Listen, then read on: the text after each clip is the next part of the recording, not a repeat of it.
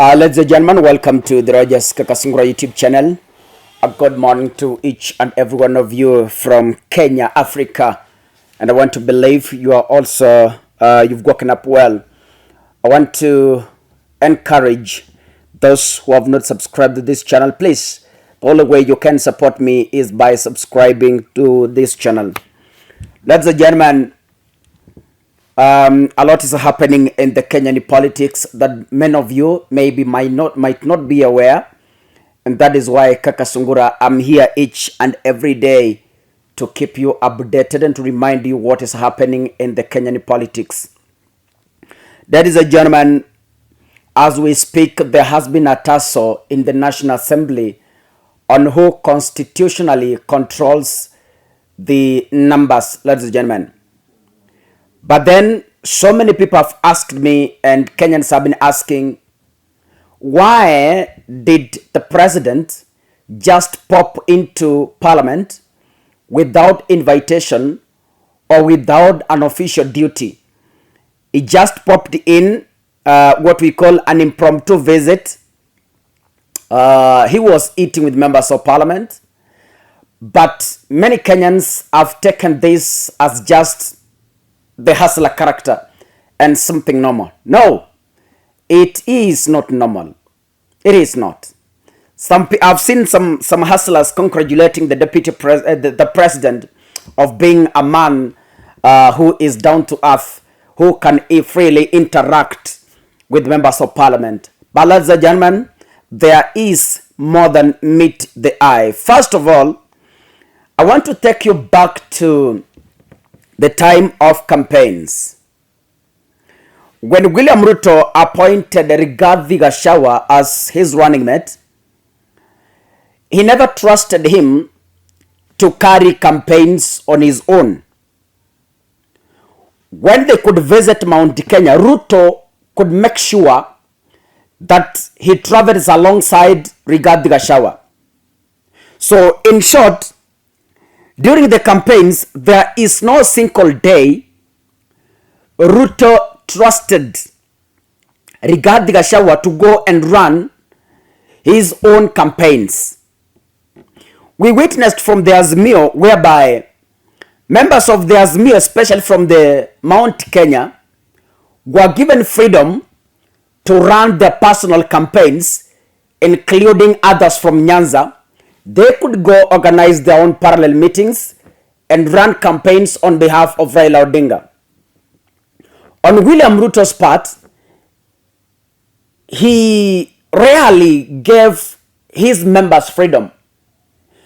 There's no single day, okay, it was just once in a while, but it did not fully grant them power to go and campaign without him. Even when Musalia Mudavadi and Moses Wetangula could go to Western, Ruto could make sure that he goes along with them.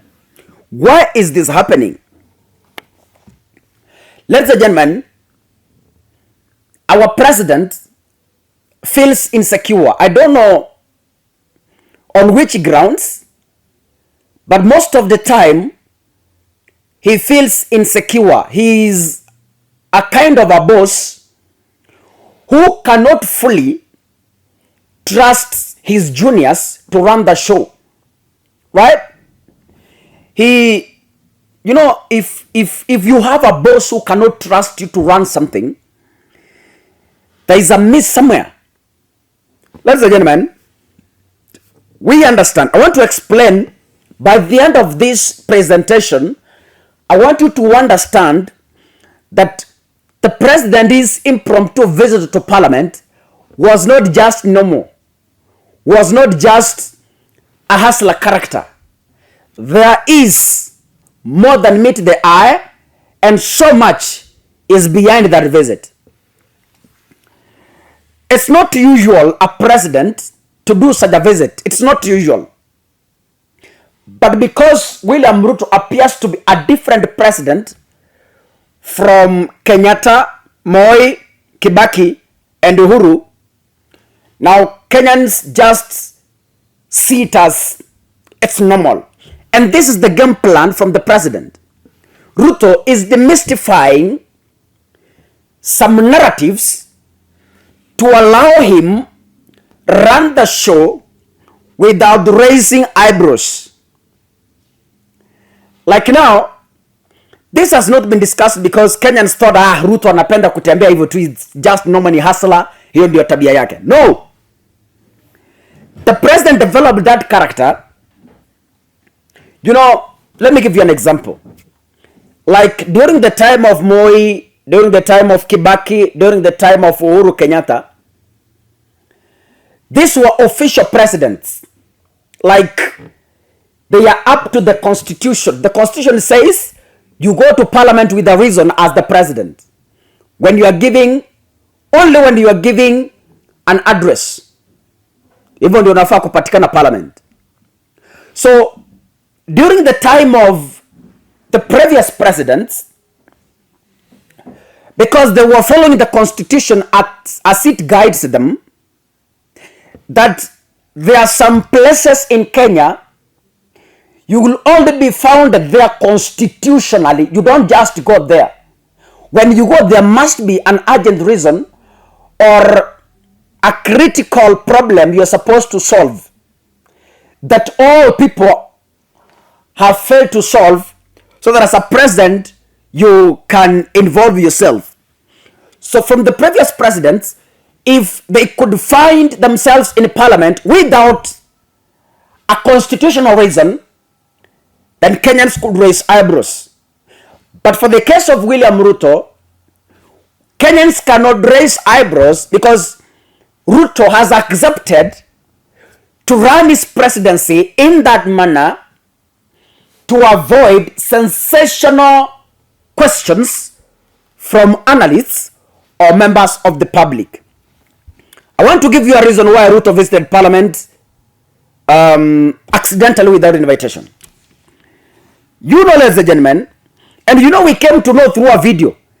Kama sio ile video tungetumiwa, then it could have just been like that. Then you understand one thing, that there is a tussle in parliament between the Azimio and Kenya Kwanza on who controls the parliament constitutionally, ladies and gentlemen. But according to Kenya Kwanza, they say we have the numbers. Azimio on the other hand says constitutionally Azimio has numbers in the National Assembly. So they were saying that even the speaker who was elected is a product of the illegal numbers in parliament that Kenya Kwanza purports to have. Ladies and gentlemen, the Azimio coalition binds some parties from directly joining another coalition 6 months before, after the general election. So, but these parties, they joined Kenya Kwanza before the timelines could elapse. So constitutionally, they are legally bound to operate from the Azimio. So Azimio thinks these parties belong to us. So constitutionally, we have the numbers. There was a debate in parliament on the same, on who should take the position of the majority in parliament. Is it Kenya Kwanza or is it Azimio? But according to Kenya Kwanza, they're supposed to take the position of the majority, and Azimio should take the position of the minority. You remember William Ruto making this in public. He said, tuwache vita ndogo ndogo, wale wenzetu wa Azimio wasituletee vita mahali ambapo hakuna vita, kwa sababu wanasema wako numbers in parliament. Kenya Kwanza has numbers. So tuwache kupigana hizi vita ndogo ndogo za majority in parliament, because it's evident. William Ruto spoke that himself. Now, all these arguments from the public, from the members of parliament, from political analysts, it came together as a burden to the Speaker of the National Assembly to make a ruling. After listening all this, after listening presentations, after listening submissions from the members of the National Assembly, now the powers goes back to the Speaker of the National Assembly to make a ruling.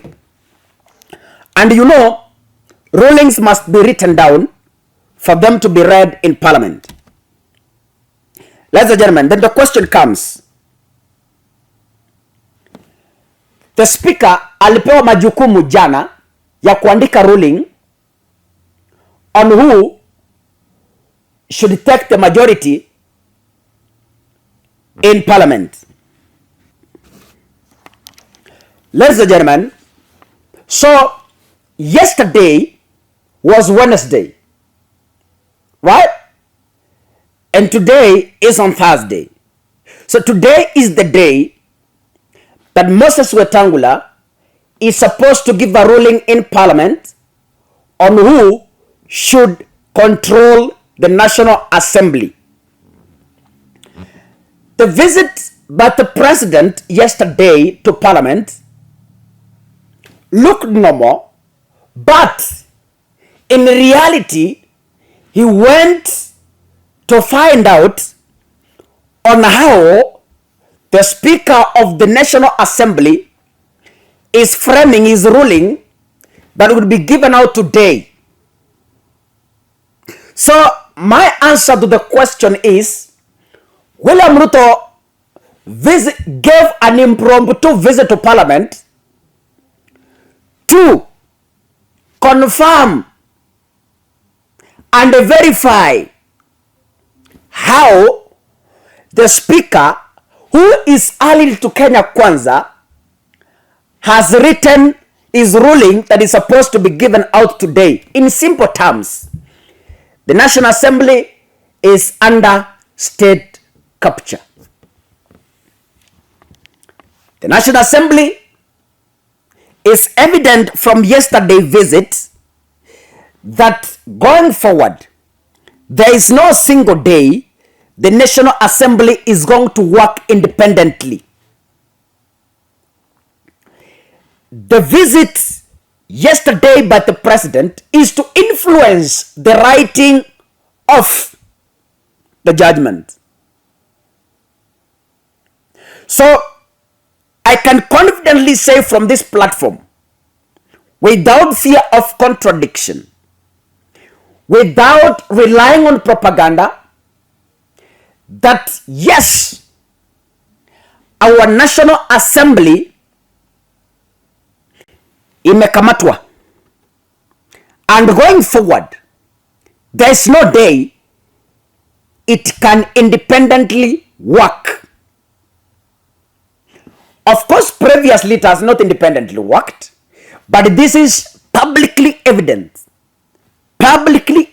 on camera, on video, in the public domain, that state powers are influencing on how today's judgment will be written. Alikimbia sana mbio kwenda kuambia Wetangula, bulletin hiyo karatasi ndugu yangu, andika hii, andika hii, andika hii, andika hii. That is the reason why Ruto was in Parliament yesterday. It was not an impromptu visit. It was not his character as a hustler. Si eti alikuwa anaonyesha Wakenya kwamba yeye sasa anaweza mingo na watu. Hapana, mlimuona kikula bungeni sawa, lakini kumbuka kilichomupeleka bunge ni maamuzi ambayo yanatarajiwa kutolewa leo na spika wa bunge kuhusu ni nani anachukua sehemu ya wengi katika bunge letu la kitaifa. Hamna jambo jingine. As I conclude, our president can never trust anyone in his leadership. If he gives you work to do, he must influence it so that akuwe na uhakika kwamba whatever you are presenting is per what he wants. This is what Rigathi Gachagua means by state capture. They are using reverse psychology. State capture haikuwa ya Uhuru. State capture ndio hii wanatumia. They are using reverse psychology means what you speak, you do the opposite. So as much as they say that Kenya has been under state capture. No. Kenya is now being under state capture from the new leadership. Now they are using reverse psychology to confuse Kenyans, to just paint Uhuru Kenyatta as the only man who captured Kenya. But in real sense, hawa unaona. Hawa unaona hawa Kenya kwanza hawa ndio state capture yenyewe. Ladies and gentlemen, I hope now you understand. I hope now you know. I have always said there is nothing that happens in politics by accident. Ruto cannot accidentally visit the parliament. No! He has a reason, he has an agenda, he has a mission. God bless you. Asanteni sana.